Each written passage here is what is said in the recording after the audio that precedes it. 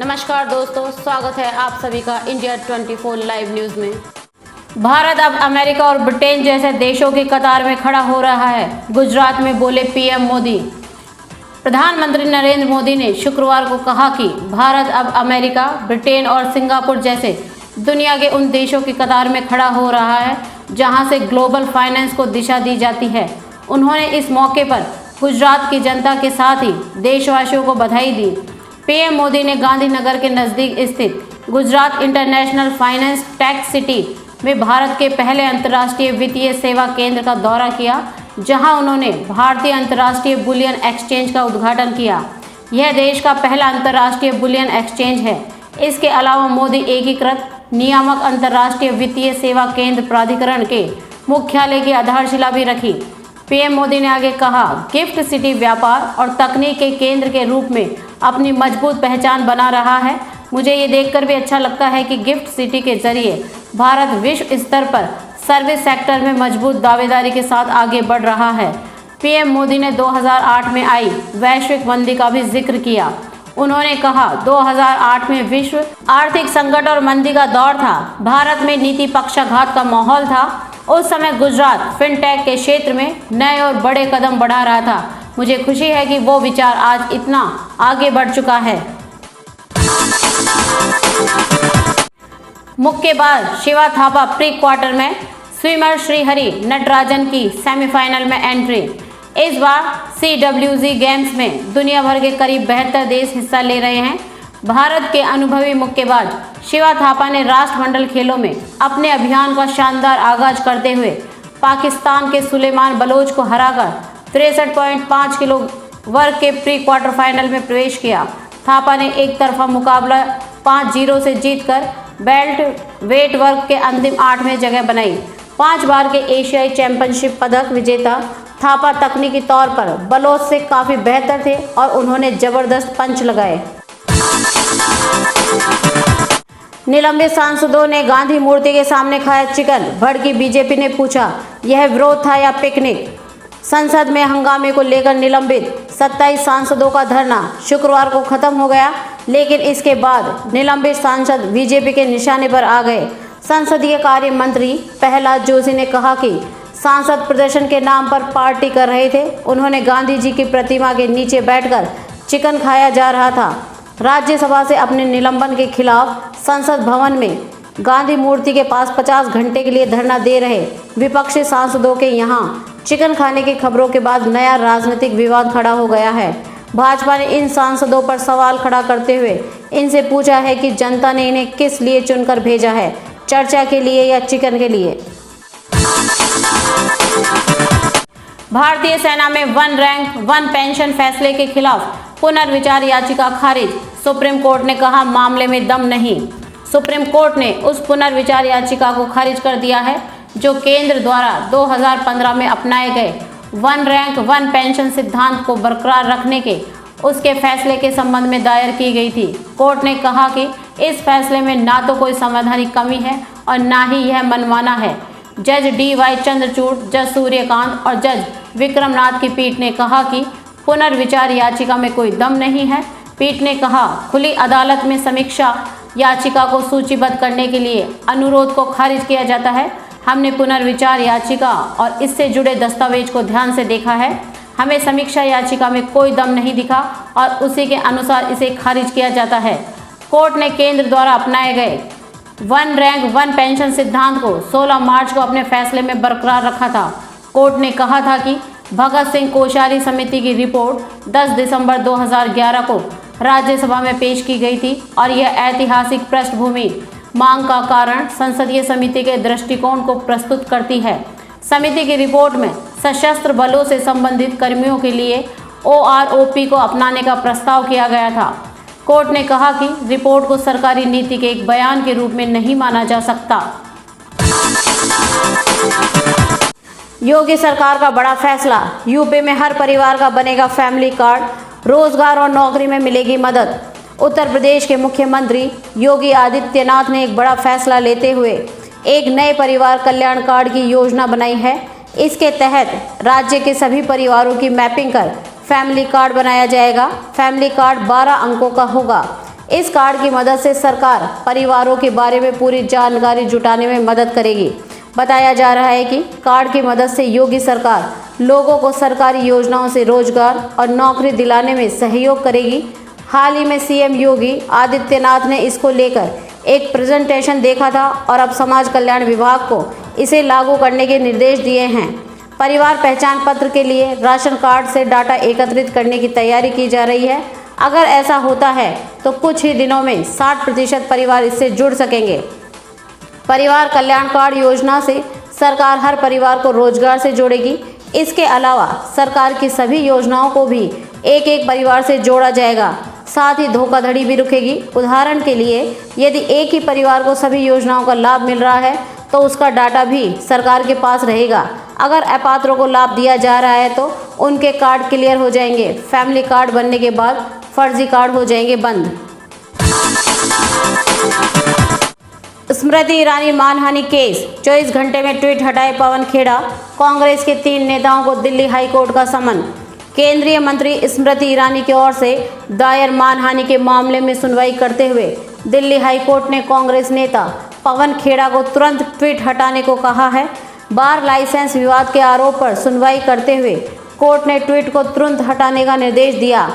High court ने कहा कि अगर 24 घंटे के भीतर ट्वीट नहीं हटाया गया तो सोशल मीडिया कंपनी अपनी ओर से ट्वीट हटाए।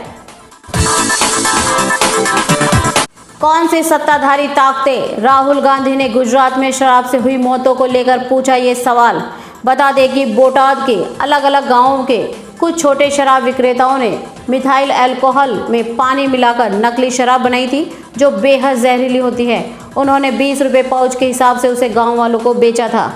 कांग्रेस के नेता राहुल गांधी ने आज गुजरात में शराब से हुई मौतों को लेकर निशाना साधा है। उन्होंने ट्वीट किया है कि ड्राई स्टेट गुजरात में जहरीली शराब पीने से कई घर उजड़ गए। वहां लगातार अरबों की ड्रग्स भी बरामद हो रही हैं। ये बेहद चिंता की बात है। बापू और सरदार पटेल की धरती पर ये कौन लोग हैं जो धड़ल्ले से नशे का कारोबार कर रहे हैं? इन माफियाओं को कौन सी सत्ताधारी ताकतें संरक्षण दे रही हैं? बता दें कि गुजरात में शराब पूरी तरह से बैन है। इसके बावजूद यहाँ जहरीली शराब के कारण 42 लोगों की मौत हो गई और 100 से भी ज़्यादा लोग अस्पताल में जिंदगी और मौत से लड़ रहे हैं। सरकार का कहना है कि पुलिस 10 दिन में मामले में आरोप पत्र दाखिल करेगी। दिल्ली में नई शराब नीति पर ईडब्ल्यूओ ने राज्य आबकारी आयुक्त को जारी किया नोटिस। दिल्ली पुलिस की आर्थिक अपराध शाखा ने दिल्ली एक्साइज विभाग को नोटिस जारी किया है।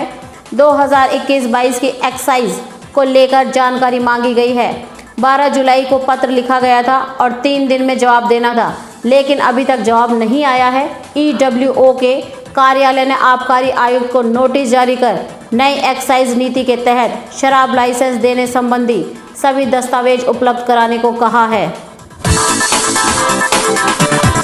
श्रीलंका के राष्ट्रपति विक्रमसिंघे ने सर्वदलीय सरकार बनाने के लिए बातचीत शुरू की। श्रीलंका के राष्ट्रपति रानिल विक्रमसिंघे ने विपक्षी दलों के साथ बातचीत शुरू की है ताकि उन्हें अपनी अगुवाई वाली सर्वदलीय सरकार में शामिल होने के लिए प्रेरित किया जा सके। विक्रमसिंघे का यह कदम प्रशासन में विश्वास सुनिश्चित कर दिवालिया हो चुके देश को बदतर आर्थिक संकट से निकालने की कोशिशों का हिस्सा है। मीडिया की खबरों में यह जानकारी दी गई है। डेली मिरर अखबार ने सूत्रों के हवाले से कहा है कि 1 हफ्ते में बातचीत पूरी होने की उम्मीद है। विक्रमसिंघे ने गुरुवार को पूर्व राष्ट्रपति मैत्रीपाला सिरिसेना की श्रीलंका फ्रीडम पार्टी के साथ बातचीत की। चीन की हिदायत, आग से न खेले अमेरिका। चीन ने अमेरिका को हिदायत दी है कि वो आग से ना खेले। असल में दोनों देशों के नेताओं के बीच फ़ोन पर बातचीत हुई और चीनी पक्ष के मुताबिक राष्ट्रपति ने ये बात अमेरिकी राष्ट्रपति जो बाइडेन को कही। संदर्भ ये है कि अमेरिकी संसद की स्पीकर नैन्सी पेलोसी ताइवान जा सकती है। ताइवान पर चीन का दावा है कि वो चीन का हिस्सा है, जबकि ताइवान का दावा इससे उलट है। पेलोसी के ताइवान दौरे की खबर के साथ ही चीन ने लगातार बयान दिए हैं कि इसके गंभीर परिणाम हो सकते हैं। सत्येंद्र जैन मामले में कोर्ट ने ईडी को लगाई फटकार, पूछा क्या यही है काम का तरीका। दिल्ली सरकार के मंत्री सत्येंद्र जैन की मुश्किलें कम होने का नाम नहीं ले रही हैं। अब राउस एवेन्यू कोर्ट ने सत्येंद्र जैन, उनकी पत्नी और बाकी आरोपियों के खिलाफ दायर चार्जशीट पर संज्ञान लिया है। कोर्ट ने सभी आरोपियों को 5 अगस्त को पेश होने के लिए समन जारी किया है। मनी लॉन्ड्रिंग के इस मामले में 4 कंपनियों को भी आरोपी बनाया गया है। सुनवाई के दौरान कोर्ट ने ईडी को फटकार भी लगाई और कहा कि चार्जशीट में गलत तरीके से कंपनियों के जिम्मेदार शख्स के तौर पर सत्येंद्र जैन का नाम का जिक्र किया गया है, जबकि वह इन कंपनियों के ना तो डायरेक्टर हैं और ना ही उनसे किसी तरह से जुड़े हुए हैं। कोर्ट ने कहा कि आपने आरोपियों की लिस्ट में कंपनियों के साथ सत्येंद्र जैन के जरिए थ्रू सत्येंद्र जैन लिखा हुआ है। आपके सत्येंद्र जैन का नाम लिख देने से कंपनी उनकी नहीं हो जाएगी। क्या यह पहली बार है कि आप कोई चार्जशीट दायर कर रहे हैं? कोर्ट ने ईडी से कहा कि क्या आप कोर्ट में दस्तावेज दाखिल करने से पहले उसे चेक नहीं करते? क्या हम किसी ऐसी कंपनी को सत्येंद्र जैन के जरिए नोटिस भेज सकते हैं जबकि वह कंपनी में किसी पद पर नहीं है? इस देश में स्मोकिंग के अंत की हुई शुरुआत। नए बिल पर विपक्षी दलों का भी मिला साथ। न्यूजीलैंड में अब 18 साल का होने के बावजूद लोग सिगरेट नहीं पी पाएंगे। इसके लिए न्यूजीलैंड की सरकार ने नए कानून का बिल पेश किया है। नई पीढ़ी को कानूनी रूप से सिगरेट खरीदने से प्रतिबंधित करने वाले न्यूजीलैंड के इस नए कानून के अनुसार 18 साल की उम्र तक पहुंचने के बाद भी भविष्य की पीढ़ियां धूम्रपान नहीं कर पाएंगी। इसको लेकर न्यूजीलैंड के सभी सांसद एकमत हैं। स्विगी ने कर्मचारियों के लिए लागू किया नया नियम। सुनकर लोगों ने कहा, अरे वाह। On demand delivery platform Swiggy ने शुक्रवार को अपने अधिकांश कर्मचारियों के लिए स्थायी रूप से कहीं से भी काम करने की घोषणा की। यानी अब स्विगी के कर्मचारी कहीं से भी अपना काम कर सकते हैं। कंपनी ने इसकी जानकारी दी है। कंपनी ने एक बयान में कहा कि टीम की ज़रूरतों और कई प्रबंधकों और कर्मचारियों की प्रतिक्रिया के आधार पर निर्णय लिया गया है। कहीं से भी रख सकेंगे घर पर नज़र। दरवाजे पर कौन आया तुरंत चलेगा पता। यूज़ करना होगा ये प्रोडक्ट। आपके घर पर कौन आया है, पूरे दिन आप इसकी निगरानी नहीं कर सकते, मगर आपका यह काम एक गैजेट कर सकता है। वैसे तो कई प्रोडक्ट डोर सिक्योरिटी के लिए यूज़ होते हैं, मगर एक स्मार्ट डोरबेल आपके एक्सपीरियंस को नया आयाम दे सकती है। इसकी मदद से आप न सिर्फ दरवाजे पर नज़र रख सकते हैं, बल्कि आने जाने वाले व्यक्ति से वीडियो कॉल पर बात भी कर सकते हैं। क्या है इसमें खास, जानते हैं? इस डोरबेल की मदद से आप कहीं से भी दरवाजे पर दस्तक देने वाले से रूबरू हो सकते हैं। इसमें नाइट विजन का फीचर मिलता है। स्नाइडर की डोरबेल में इंफ्रारेड LED लगी है जो कम लाइट में भी रिकॉर्डिंग कर सकती है। डिवाइस 32 GB स्टोरेज ऑप्शन के साथ आता है। इसे कनेक्ट करने के लिए आपको अपने फ़ोन पर वाइजर फॉर इंडिया ऐप डाउनलोड करना होगा। इस ऐप की मदद से आप कहीं से भी अपने घर पर नज़र रख सकते हैं और दरवाजे पर आने वाले शख्स से बात कर सकते हैं। जानते हैं कितनी है कीमत? Snyder electric wifi smart doorbell Amazon India पर 27,200 रुपये की कीमत पर लिस्ट है। हालांकि फ़िलहाल आप इसे 9,999 रुपये में खरीद सकते हैं। इस पर आपको SBI कार्ड डिस्काउंट भी मिल रहा है। ये डिवाइस EMI पर भी उपलब्ध है। इंडिया को रशियन ऑयल की सप्लाई के लिए मैदान में उतरे नए खिलाड़ी दे रहे भारी डिस्काउंट। भारत के लिए सस्ते रूसी तेल को खरीदने के और रास्ते खुलने वाले हैं।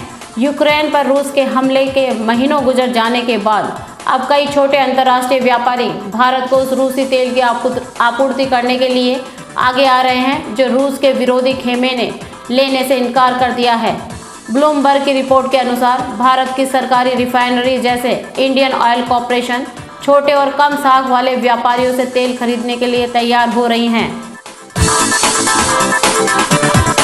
पीएम मोदी ने लॉन्च किया देश का पहला बुलियन एक्सचेंज।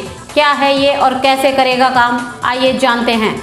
प्रधानमंत्री नरेंद्र मोदी ने आज शुक्रवार को सूरत में देश के पहले इंटरनेशनल बुलियन एक्सचेंज का उद्घाटन किया। यह देश का पहला इंटरनेशनल बुलियन एक्सचेंज है। यह एक्सचेंज गुजरात के गिफ्ट सिटी यानी Gujarat international finance tech city में स्थित है। पीएम नरेंद्र मोदी ने इस मौके पर Gujarat international finance tech city में एक एग्जीबिशन को भी देखा।